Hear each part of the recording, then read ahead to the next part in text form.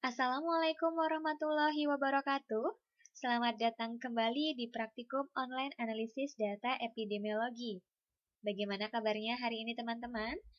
Semoga kita semua selalu diberikan kesehatan, kebahagiaan, dan selalu dalam lindungan Allah Subhanahu wa Ta'ala. Amin. Bersama saya Ara, kita akan membahas terkait dengan analisis observasional analitik multivariabel. Adapun tujuan praktikum kali ini adalah yang pertama, teman-teman mampu mengidentifikasi variabel yang mempengaruhi kejadian penyakit dan teman-teman mampu melakukan penilaian hubungan antar berbagai faktor resiko epidemiologi. Di sini sudah tertera definisi dari analisis multivariabel. Jadi, analisis multivariabel digunakan untuk menganalisis beberapa variabel bebas terhadap variabel terikat. Jadi, di sini maksudnya, analisis multivariabel digunakan untuk menganalisis lebih dari satu variabel bebas terhadap satu variabel terikat yang dilakukan secara bersamaan, seperti itu. Kemudian, untuk analisis multivariabel, biasanya kita menggunakan uji yang disebut dengan uji regresi. Uji regresi sendiri terbagi menjadi dua, yaitu regresi logistik untuk jenis data kategorik dan regresi linier untuk jenis data numerik. Lalu, analisis multivariabel merupakan analisis lanjutan sesudah analisis bivariat. Jadi, teman-teman, apabila pada saat analisis bivariat pada variabel bebas yang bermakna secara statistik dan bermakna secara teori memiliki nilai p-value kurang dari 0,25, maka variabel bebas tersebut telah memenuhi syarat untuk uji multivariabel, seperti itu. Nah, di sini untuk uji multivariabel, kita akan menggunakan case faktor resiko penyakit jantung koroner yang pada saat analisis bivariat menggunakan desain case control. Jadi, apabila pada saat analisis bivariat menggunakan desain case control terdapat variabel bebas yang memenuhi syarat di mana p-value-nya kurang dari 0,25, maka variabel tersebut dapat dilakukan uji selanjutnya, yaitu uji regresi. Nah, uji regresinya apa? Sesuai dengan jenis datanya, karena kemarin jenis datanya kategorik, jadi kita akan menggunakan uji regresi logistik, seperti itu. Kemudian, pada regresi logistik, variabel dependen yang akan diprediksikan diberi kode 1, 0 yang tidak. Ini maksudnya pada bagian variabel dependen, jadi yang kita prediksikan adalah PJK ya, status PJK. Jadi untuk status PJK yang iya, dia diberi kode 1 dan tidak PJK diberi kode 0, seperti itu. Ini adalah ketentuan pada saat akan melakukan uji regresi logistik, seperti itu. Oke teman-teman, kita akan langsung mencoba menguji regresi logistik pada data yang kemarin sempat sudah kita uji pada saat bivariat dengan uji chi-square. Nah, kita buka terlebih dahulu datanya. Nah, ini ya, kemarin kita menggunakan 3 variabel bebas, yaitu hipertensi, hiperglikemi, dan rasio pipa dengan satu variabel dependen, yaitu status PJK. Kira-kira apakah teman-teman masih ingat hasilnya yang berhubungan yang mana? Jadi, berdasarkan kemarin yang berhubungan adalah hipertensi dan rasio pipa. Akan tetapi, untuk lebih meyakinkan, kita buka saja hasilnya. Nah, jadi di sini ya, syaratnya adalah nilai p-value kurang dari 0,25. Jadi yang boleh ikut ke uji multivariat atau memenuhi syarat dilihat dari p-value-nya adalah hipertensi dan rasio pipa. Karena untuk hiperglikemi ini lebih dari 0,25. Sehingga kita akan menguji regresi logistik pada variabel hipertensi dan rasio pipa. Oke, nah sebelumnya, tadi ketentuannya kita harus merubah terlebih dahulu pada bagian variabel dependent dengan kode 1 dan 0, di mana kode 1 sebagai ya dan 0 sebagai tidak. Karena kalau dilihat di sini kan kita menggunakan kodenya 1, 2 ya. Jadi untuk yang 2 ini akan kita rubah menjadi 0. Nah langkahnya kita bisa menggunakan menu transform, kemudian record into different variable. Saya yakin teman-teman sudah sangat ahli di dalam mentransform dan mengcodingnya, karena ini akan kita gunakan terus sebagai dasar. Oke, kita tulis PJK reg, maksudnya ini adalah PJK regresi ya teman-teman, untuk membedakan. Kemudian tulis 1 kita rubah menjadi 1, lalu 2 kita rubah menjadi 0. Jika sudah, di continue dan oke. Kemudian, jangan lupa memberikan keterangan pada value di bagian variable view. 1 adalah ya, lalu 0 adalah tidak. Oke, jika sudah, kita cek dulu. Nah, sudah benar ya teman-teman, 2 menjadi 0. Kemudian, jika sudah, ini ya, 2 menjadi 0. Nah, jika sudah, kita langsung melakukan uji ya. Langkahnya adalah analyze, kemudian klik regresi logistik. Nah, di sini adanya binary logistik. Kita pilihnya yang binary logistik. Kemudian dependent adalah PJK yang sudah di coding 1, 0.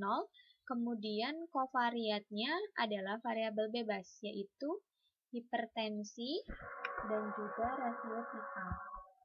Lalu, jika sudah, pada bagian kolom kategorikal, kita masukkan semua ke dalam kategorikal covariat, kemudian continue, lalu di bagian test, kita pilih probability, kemudian pada bagian option, kita checklist klasifikasi plot, kemudian Cosmer dan Lemeshow, kemudian korelasi of estimate, lalu CI for eksponen betanya.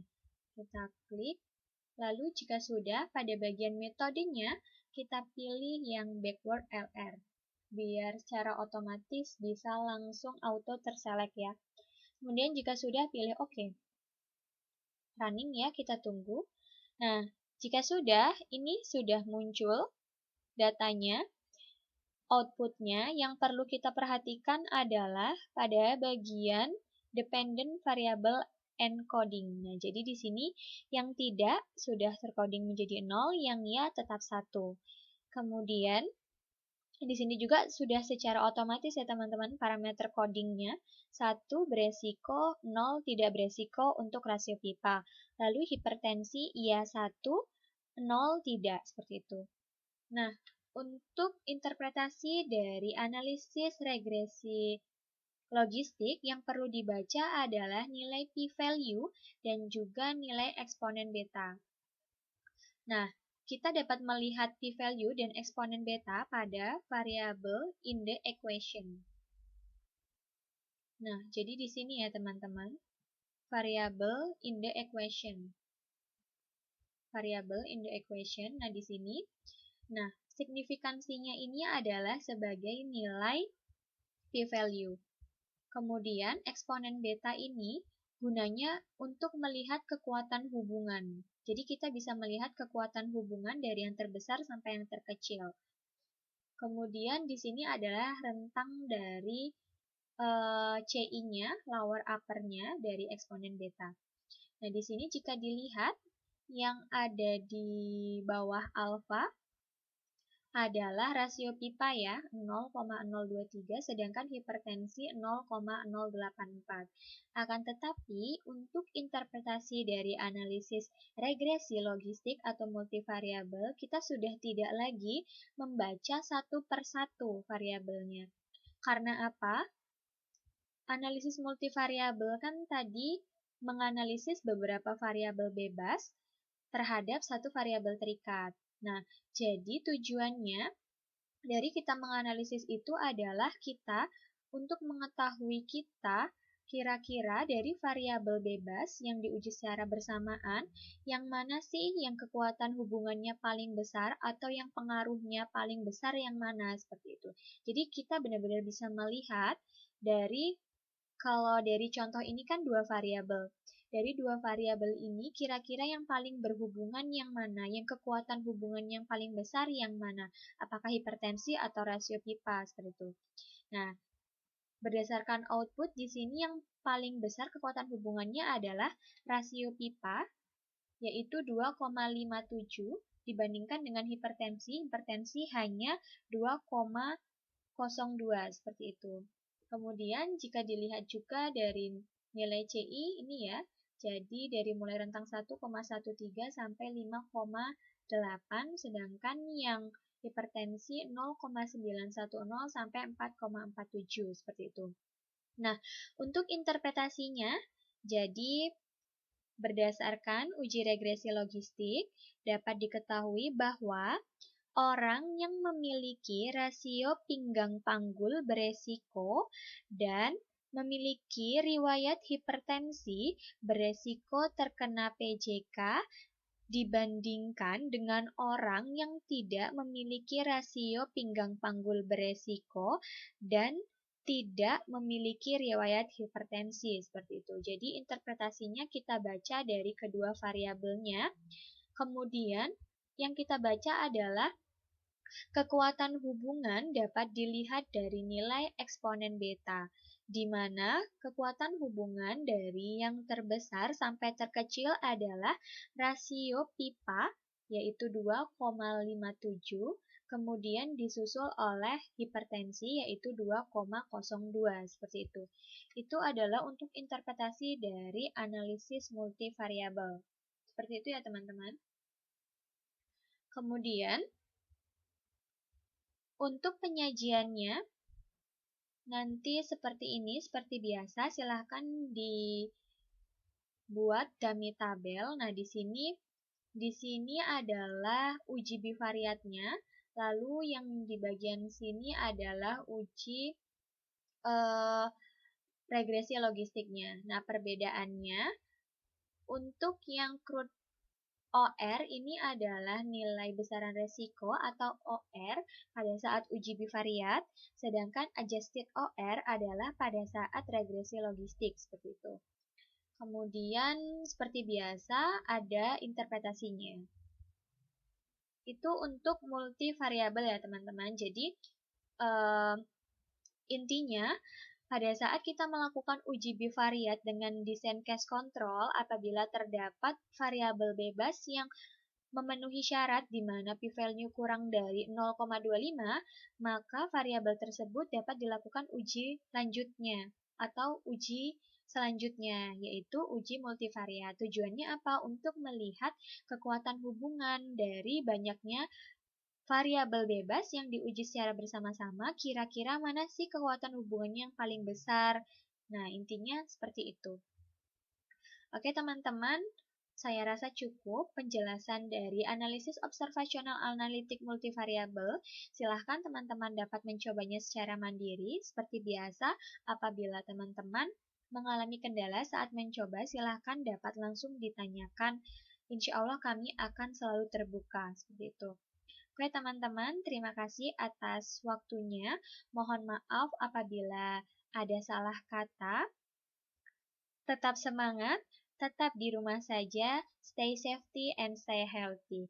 Saya tutup, wabillahi taufiq walhidayah. Wassalamualaikum warahmatullahi wabarakatuh.